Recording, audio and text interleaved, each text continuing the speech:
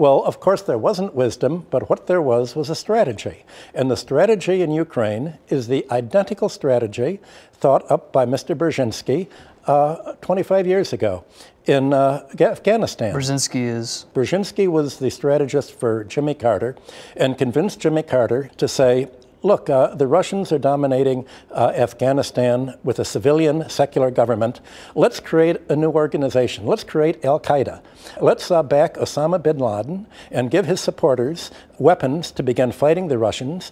And we can pull a coup d'etat there. And the Russians will fight back, and then we'll say the Russians invaded.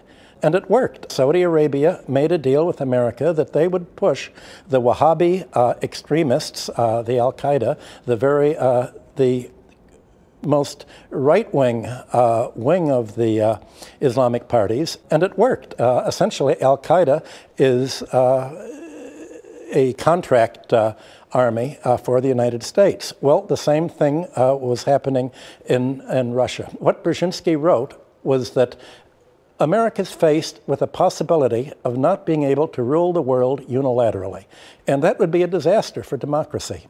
That we can't let any country's economic ability to be self-sufficient means potential military power.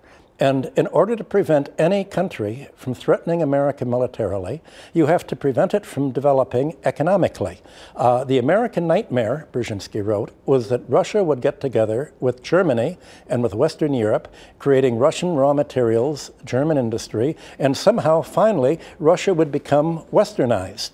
America, under Brzezinski's strategy, said this would be a disaster because if Russia's westernized, if it becomes democratic, if Europe and Russia are prosperous, then we cannot control them anymore, and they will have no reason to be NATO. We've got to stop Russia, and the place to stop this Russian-European conglomeration is to split it right at the border down Ukraine. Let's do in Ukraine what we did in Afghanistan. Let's back the crazies. Well, most of them are the former neo-Nazi groups that have been so prominent that fly the Nazi flags. This is exactly what happened in Russia after 1991.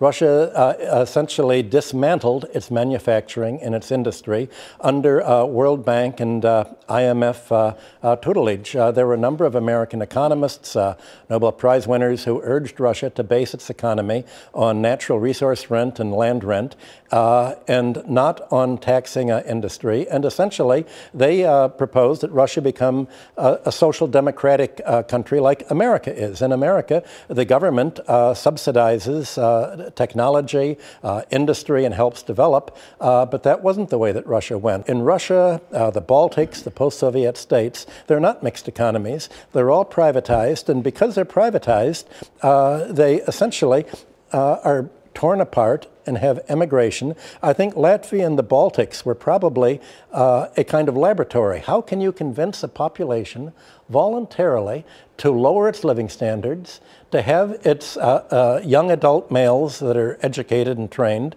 move to foreign countries and still vote for the neoliberals? And the answer is, as long as you can make the elections about hating the other side, about hating the Russians, about resenting the past injustices of Stalinism, then they're more concerned with their hatreds and the past than they are with developing themselves.